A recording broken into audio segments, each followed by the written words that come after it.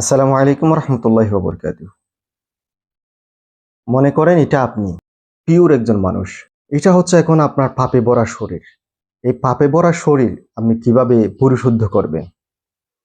যখন আপনি আল্লাহ তাআলার ইবাদত করতে থাকবেন, আল্লাহ তাআলার কাছে এসে তওবা করতে থাকবেন, এভাবে যখন আল্লাহ তাআলার রহমত যখন আপনার শরীরে ঢুকতে থাকবে, ধীরে ধীরে ধীরে ধীরে আপনার শরীর সম্পূর্ণ পাপমুক্ত হয়ে যাবে এবং আল্লাহর রহমত আপনার শরীরের ভিতরে প্রবেশ করে আপনি একজন স্বয়ং সম্পূর্ণ একজন সুস্থ মানুষ, একজন পরিপূর্ণ ঈমানদার মানুষে পরিণত হবেন।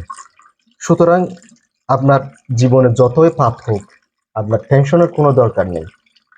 আল্লাহর আইনের দিকে ফিরে আসুন, আল্লাহর ইবাদতের দিকে ফিরে আসুন, তওবা করে ফিরে আসুন। আল্লাহ তাআলা আপনার সমস্ত পাপ, সমস্ত গুনাহ মুছে দিতে কোনো ধরনের কুণ্ঠাবোধ করবে না। মুছে দেওয়ার পর আপনার শরীর ঠিক এই ধরনের পরিপূর্ণ একজন ফ্রেশ, একজন পাপমুক্ত মানুষে আপনি পরিবর্তন হয়ে যাবেন। সুতরাং আসুন আল্লাহ তাআলার ইবাদতের দিকে, আল্লাহ তাআলার হুকুম আহকাম পালনের মাধ্যমে তওবা করে ফিরে আসুন।